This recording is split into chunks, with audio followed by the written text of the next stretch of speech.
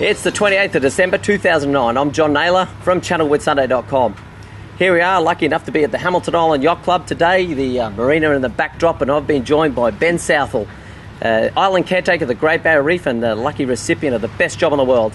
Ben, thanks for your time. Not a problem at all, John. No, that's great. Now, we're just about 12 months out from the original announcement of the Best Job in the World campaign. Your 6-month contract is just about concluded. How's it all feel? It's a little bit sad to be finishing it up, obviously, but I'm on to bigger and better things after this. Best Job in the World has finished in its entirety for the 6 months. January the 1st is my last day. And then I've just signed a new 18-month contract with Tourism Queensland, so I'm going to continue to come up and down the reef. I'm going to continue to look at Queensland and see what it's got to offer. The website will still be running, and then on top of that, I'm going around the world to be a global ambassador for Queensland and really tell all the different tourist markets around the world exactly how good Queensland is, and that's my role for the next 18 months. Well, that doesn't sound too bad. I mean, all that you've enjoyed this in the past 6 months, and certainly the time you got in front of you, I mean, do you think you'll ever move back to the UK? I'll definitely go back to the UK. I've got friends and family there, but this is just another chapter of my life. I've spent the last 10 years before this doing things around Africa. I sort of signed and sealed my deal with Africa by travelling all around it last year. That's that bit finished. I've done a taster of this part of Australia. Queensland has been basically my home ground for the last 6 months, and I'm looking for the future now, because once I've done Queensland, there is the rest of Australia to go and see at some point. Once I've done a lap of that, I suppose I can tick that box and say I've done it, and then move on to, I think South America is where my girlfriend is nagging for me to get to at the moment, so maybe in 4 or 5 years time move off to there. Okay, fantastic. Now, how about the Great Barrier Reef and the experiences you've had? I mean, I'm sure you don't want to play favourites, but has there been some sort of experience out there in the Great Barrier Reef that just stands out way above everything else? I have absolutely loved and adored my diving experiences. I'd steered away from it subconsciously for the last 10 years getting my diving certification. I lost a friend in 2001 to a diving accident in the Cook Islands. I lost a friend in the tsunami to a diving accident, so I steered away from diving. Only last year did I get my certification.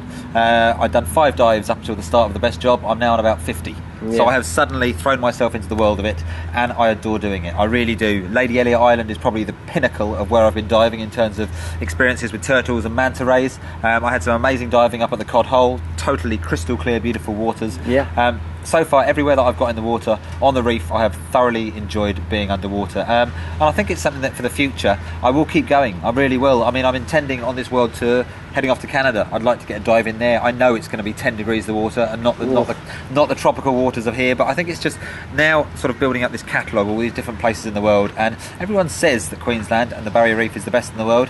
And I'd like to test that theory out. Yeah, right, okay. And so, how about on the flip side though? I mean, has there been a time we have said, oh my goodness, this Best Job in the world? I mean, the annoying interviewers, the constant schedule, the late night writing blogs, or even just the fat-laden bloody sugary desserts. I mean, was there a day when you said, how am I going to keep my weight down? I think all of them in some capacity come into it. I was an extremely fit person who could have run a marathon the next day back in July when I started the contract. I think, like you say, being treated, having some of the top chefs around Australia cooking for me, having these incredible, rich, lovely foods has been amazing at the time, but I know that definitely my waistline is suffering. I haven't been able to keep the fitness regime that I had before. So that's one of the things I suppose I'm looking forward to in January, is getting some sort of routine back, not having to follow an itinerary and a schedule. But they're fun. When it's laid on for you, there's nothing better than waking up in the morning and going, what amazing things am I doing today? And that's happened for the last 180 days. I really have been treated with all of that. So you've got to sort of take a pinch of salt with it and think, okay, maybe I am suffering slightly in the weight department, but every day the experiences I have, you just can't beat them. So nothing really compares. And it's not as though you wake up screaming like, oh my God, no, I've got to do it again. Not more pavlova. I mean, that is one side, I suppose. The late nights and the blogging has definitely been the side that I like to give everything 100% when I do it. I know that if I put a product out and my mum and dad are going to see it, I want to know it's good. If my family see it, I want it better. If the world see it, it's got to be the best I can produce. And to do that, I'm a bit of a perfectionist. I will stay up till midnight, 1, 2 o'clock in the morning every night to get those blogs right, to get the photos right, to make the videos good. I don't want to go to bed having put a blog out thinking I'm going to get comments back on that. People are going to say it's not good enough. So I like to know that everything that I'm doing is well received by the rest of the world, and if that means late nights for 6 months, it's not so much of a loss, is it? Oh, I guess not, yeah. I mean, you just look upon it and just go, oh my goodness, that's some sort of schedule you have kept, And It was definitely not only the best job in the world, it was one of the busiest jobs in the world. But luckily, I think I'm a controlled, hyperactive person. Yeah. I remember at the age of about 8 or 9, my teacher telling my parents, to cut out the E numbers from my soft drinks, out my orange squash and stuff. E102, E110. Ben can't have them anymore. He's too hyperactive. I think all I've done now is channel that hyperactivity into late nights, doing hard work, and making sure the job is done. Yeah, well, that's it. Well, all those ADD kids, it's not as though it's really a problem. They just need to have their energy directed in the right direction. All they need to do is know where they're going, know where their focus is, and channel everything into it. And then they turn out as stupidly hyperactive as me. Yeah, no worries. Okay. Well, now, just to be serious for a moment, back at the beginning of 2008, we had, you received the news you're in Africa, just about to start a grand venture. You had the news that Owen wasn't going to join you on that particular trek. Obviously, it was probably fairly difficult news to receive at the time. Yeah. But in hindsight, the fact that you went it alone and got that credibility, I mean, surely that was instrumental and looked great on your CV when it came to getting the extra job. I think that really was a massive turning point in my life, and I can remember 2 months before I was leaving to go to Africa, so about November 2007, my father turned around to me and said, Ben, even though Owen's probably not going to make this, you've got to go and do this. This will make you Afrotrex. It really will. If you can go and do it and pull it off, it will be an incredible thing. So I did. Well, how right your father was. Absolutely. You know, Afrotrex went for a year. I did my 5 marathons, I did my 5 mountains, I raised £25,000 for charity, and it was a success. I came home gleaming in the fact that I'd managed to pull off one of the biggest things in my life.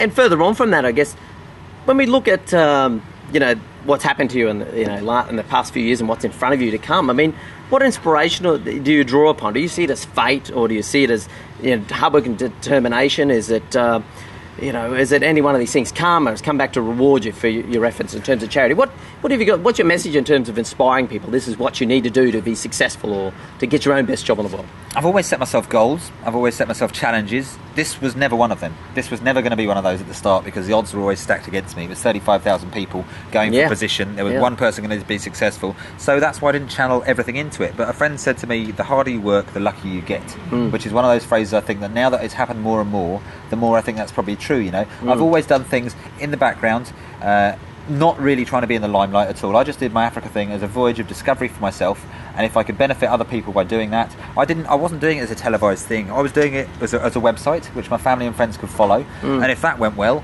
when I got home, then I could maybe do something else. And I still want to sail around the world. I still want to drive from Alaska to Chile. There's still loads of projects I've got. There's all these challenges that I've set myself, and I think they're really to fulfil personal goals.